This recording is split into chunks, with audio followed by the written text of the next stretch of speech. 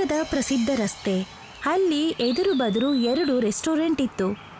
ಸಮುದ್ರದ ಮೀನಿನ ರೆಸ್ಟೋರೆಂಟ್ ಮತ್ತು Raju tandoori house chicken restaurant.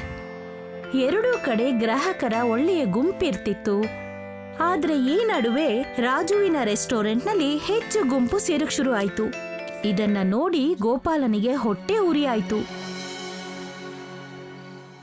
Gopala ಮನೆಗೆ ಬರ್ತಿದ್ದ ಹಾಗೆ, ಏನಾಯ್ತು, ಇಷ್ಟೊಂದು ಕೋಪದಲ್ಲಿ ಯಾಕಿದ್ಯಾ? ಮತ್ತಿನ್ನೇನಾಗುತ್ತೆ, ಆ ರಾಜು ಅವನ್ ಚಿಕನ್ ತಂದೂರಿ ರುಚಿ ಎಲ್ರಿಗೂ ಇಷ್ಟ ಆಗ್ಬಿಟ್ಟಿದೆ. ಇಡೀ ಬಜಾರ್ನಲ್ಲಿ ಕೇವಲ ಅವಂದೇ ಮಾತು. ನನ್ನ ಗ್ರಾಹಕರು ಕೂಡ ಅವನ ಅಂಗಡಿಗೆ ಹೋಗ್ತಾ ಇದ್ದಾರೆ. ಇದ್ರಲ್ಲಿ ಹೊಟ್ಟೆ ಉರ್ಕೊಳ್ಳೋ ಅಂತದೇನಿದೆ? ನೀನು ನಿನ್ನ ಮೀನಿನ ಸ್ವಾದ ಹೆಚ್ಚು ಮಾಡು, ಜನ ಅವರೇ ತಾವಾಗ ಬರ್ತಾರೆ.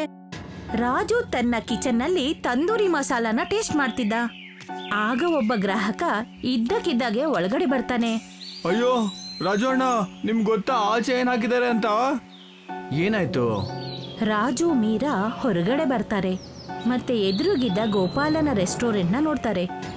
ಅಲ್ಲಿ ಒಂದು ದೊಡ್ಡ ಬೋರ್ಡ್ ಹಾಕಿರ್ತಾರೆ, ಚಿಕನ್ ತಿನ್ನೋದು ಹಾನಿಕಾರಕ, ಮೀನನ್ನು ತಿನ್ನಿ ಆರೋಗ್ಯವಾಗಿರಿ.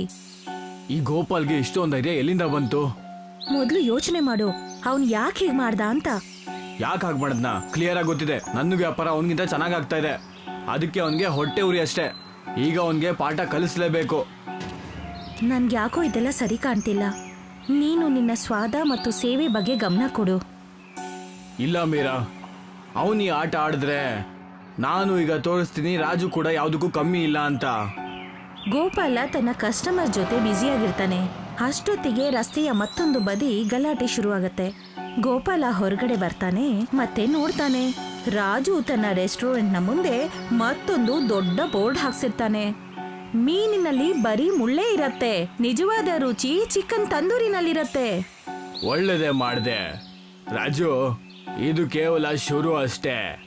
ಇನ್ನೊಂದು ಕಡೆ ರಾಜು ಕೂಡ ಗೋಪಾಲನ ದುರ್ಗುಟ್ಕೊಂಡು ನೋಡ್ತಾನೆ. ಇಬ್ಬರ ನಡುವೆ ಈಗ ವೈರತ್ವ ಬೆಳೆದಿರತ್ತೆ. ಗೋಪಾಲು ತನ್ನ ರೆಸ್ಟೋರೆಂಟ್ನಲ್ಲಿ ಕೂತಿರ್ತಾನೆ. ಅಷ್ಟರಲ್ಲೇ ಅವನ ನಿಷ್ಠಾವಂತ ಕೆಲಸಗಾರ ಒಳಗಡೆ ಬರ್ತಾನೆ. ಮಾಲೀಕ್ರೆ, ನೀವೇನ್ ತಿಳ್ಕೋಬೇಕು ಅಂತಿದ್ರು ನಾನು ಅದನ್ನ ಕಂಡಿಡ್ದ್ಬಿಟ್ಟೆ. ಏನ್ ಕಂಡಿಡ್ದ್ಬಿಟ್ಟೆ?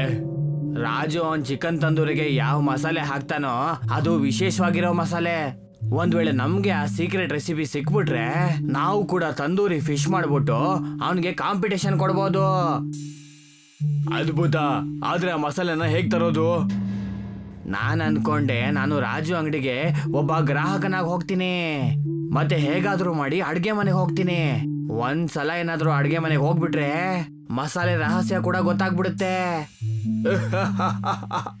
ಶಬ್ಬಾಷ್ ರಮೇಶ್, ನೀನೇನಾದ್ರೂ ಈ ಕೆಲಸ ಮಾಡಿದ್ರೆ ನಾನ್ ನಿನಗೆ ಬಹುಮಾನ ಕೊಡ್ತೀನಿ.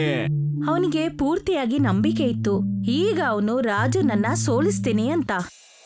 ರಾಜು ತನ್ನ ಕಿಚನ್ನಲ್ಲಿ ಮೀಟ್ ಕತ್ತರಿಸ್ತಿರ್ತಾನೆ.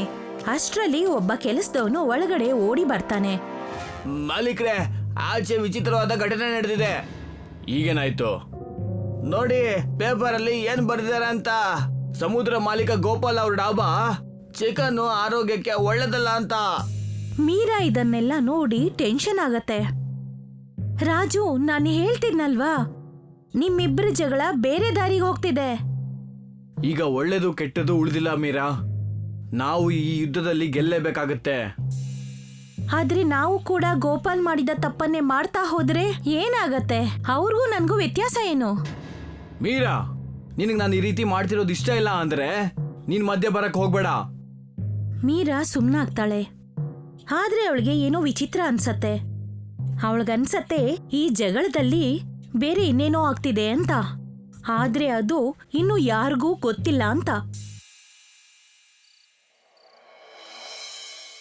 ರಾತ್ರಿ ಆಗಿತ್ತು. ಗೋಪಾಲ್ ತನ್ನ ಹೋಟೆಲ್ನಲ್ಲಿ ಕಸ್ಟಮರ್ನ ಸಂಖ್ಯೆ ಕಡಿಮೆ ಆಗ್ತಾ ಇದೆ ಅಂತ ದೂರ್ ಮಾಡ್ತಿದ್ದ. ಅಷ್ಟೊತ್ತಿಗೆ ಒಬ್ಬ ಸಂಶಯಾಸ್ಪದ ವ್ಯಕ್ತಿ ಒಳಗಡೆ ಬಂದ. ಅವನು ತುಂಬಾ ಚಾಲಾಕಿ ವ್ಯಕ್ತಿ ಆಗಿದ್ದ. ಅವನು 2 ರೆಸ್ಟೋರೆಂಟ್ಗಳ ಜಗಳದ ಲಾಭ ಪಡೆಯೋಕ್ ಬಂದಿದ್ದ. ಗೋಪಾಲ್ ಅವರೇ, ನನಗೆ ಅನ್ನಿಸ್ತಾ ಇದೆ ನಿಮ್ಮ ರೆಸ್ಟೋರೆಂಟ್ ನ ವಾತಾವರಣ ಮುಂಚಿನ ಹಾಗಿಲ್ಲ ಅಂತ. ಅದನ್ನ ಕಟ್ಕೊಂಡು ನಿನ್ಗೇನು? ಅದನ್ನ ಕಟ್ಕೊಂಡು ನನಗೆ ತುಂಬಾ ಇದೆ ಸಾಹೇಬ್ರೆ. ಯಾಕಂದ್ರೆ ನಾನ್ ನಿಮ್ಗೆ ಸಹಾಯ ಮಾಡಬಹುದು, ಮತ್ತದ್ರ ಜೊತೆಗೆ ರಾಜುನ್ ಕೂಡ ಬೀದಿಗೆ ತರಬಹುದು. ಅದೇಗೆ? ಒಂದ್ ವೇಳೆ ನೀವು ಅಂದ್ರೆ ರಾಜು ಅಡ್ಗೆಯಲ್ಲಿ ಎಂತ ಮಸಾಲೆ ಹಾಕ್ಬೋದು ಅಂದ್ರೆ ಅದರಿಂದ ಜನ ಹುಷಾರ್ ತಪ್ಪಬಹುದು. ಮತ್ ಅವಾಗ ಜನರಿಗೆ ಅನ್ಸುತ್ತೆ ಅವನ ಅಡಿಗೆ ಚೆನ್ನಾಗಿಲ್ಲ ಅಂತ. ಅವಾಗ ಅವರು ನಿಮ್ ಹೋಟೆಲ್ಗೆ ಬರ್ತಾರೆ.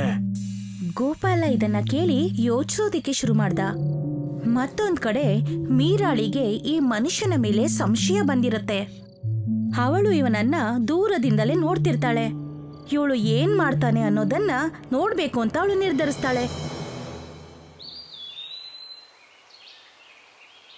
ಬೆಳಿಗ್ಗೆ ಆಗ್ತಿದ್ದಾಗೆ ರಾಜು ತನ್ನ ರೆಸ್ಟೋರೆಂಟ್ನಲ್ಲಿ ದೊಡ್ಡ ಪೋಸ್ಟರ್ ಹಾಕಿಸ್ತಾನೆ. ಸಮುದ್ರದ ಮೀನಿನ ಜೊತೆ ಕಲಬೆರಕೆ ಮೀನನ್ನ ಕೂಡ ಸೇಲ್ ಮಾಡ್ತಿದ್ದಾರೆ ಅಂತ.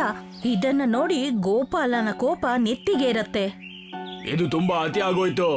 ಇವತ್ತವನ್ನ ನಾನು ಮುಗಿಸ್ತೀನಿ. ಇದನ್ನೆಲ್ಲ ನಿಲ್ಸಿ ಗೋಪಾಲ್. ಈ ಜಗಳ ನಿಮ್ಮಿಬ್ಬರನ್ನು ನಾಶ ಮಾಡತ್ತೆ. ರಾಜು, ನೀನ್ ಇದನ್ನೆಲ್ಲ ನಿಲ್ಸು. ಇಲ್ಲದೆ ಹೋದಲ್ಲಿ ಏನೋ ಅಪಾಯ ಕಾದಿದೆ. ಗೋಪಾಲ್ ಸರಿಯಾಗೋ ತನಕ ನಾನು ಕೂಡ ಸರಿಯಾಗೋದಿಲ್ಲ. ಮೀರಾ ಮತ್ತೆ ಸುಮನ ಬಹಳ ಚಿಂತೆ ಮಾಡ್ತಾರೆ. ಅವರು ನೋಡ್ತಾರೆ ಅವರ ಗಂಡಂದಿರ ಈ ಜಗಳ ಅವರನ್ನ ನಾಶ ಮಾಡುತ್ತೆ ಅಂತ. ಇವರಿಬ್ಬರ ರೆಸ್ಟೋರೆಂಟ್ನ ಮುಂದೆ ಸುಳ್ಳಿನ ಸುದ್ದಿ ಹರಡಿದ್ರಿಂದ ಗ್ರಾಹಕರ ಸಂಖ್ಯೆ ಕ್ರಮೇಣವಾಗಿ ಕಡಿಮೆ ಆಗ್ತಾ ಬರುತ್ತೆ. ಮೀರಾ ಮತ್ತು ಸುಮನ ಇಬ್ರು ಪಾರ್ಕ್ನಲ್ಲಿ ಕುಳಿತಿರ್ತಾರೆ. ಅವರ ಮುಖದಲ್ಲಿ ಚಿಂತೆ ಎದ್ದು ಕಾಣ್ತಿರತ್ತೆ. ಗೊತ್ತಿಲ್ಲ ಈ ಜಗಳ ಯಾವಾಗ ಮುಗಿಯತ್ತೆ ಅಂತ.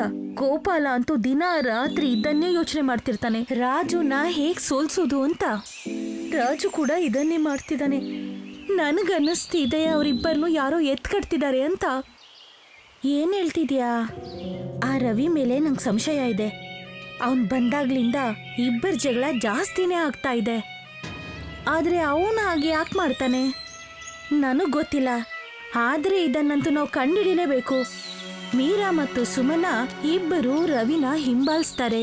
ಅವ್ರು ನೋಡ್ತಾರೆ ಅವನು ರಮೇಶನ ಜೊತೆ ಕದ್ದು ಮುಚ್ಚಿ ಭೇಟಿ ಮಾಡ್ತಾನೆ. ಕೇಳೋದಕ್ಕೆ ಪ್ರಯತ್ನ ಪಡ್ತಾರೆ.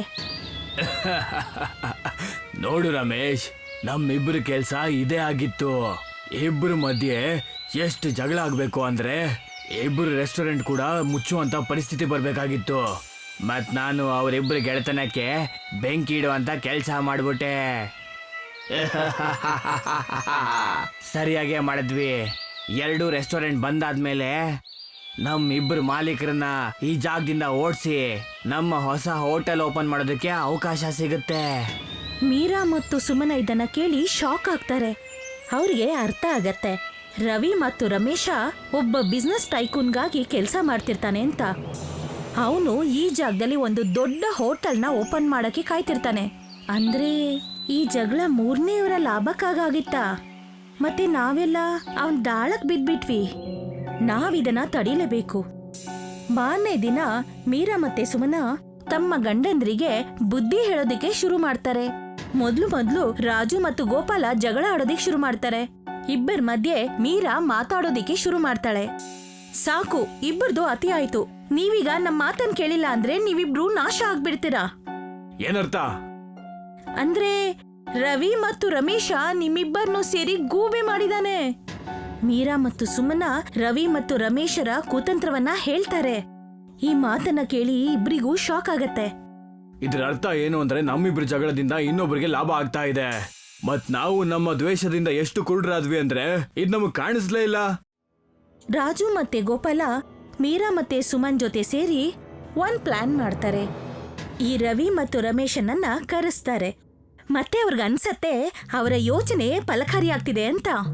ಆದ್ರೆ ಅಷ್ಟೊತ್ತಿಗೆ ಪೊಲೀಸ್ ಬರ್ತಾರೆ. ನೀವ್ ಮಾಡಿರುವಂತ ತಪ್ಪಿಗೆ ನಮ್ಮ ಹತ್ರ ಸಾಕ್ಷಿ ಇದೆ.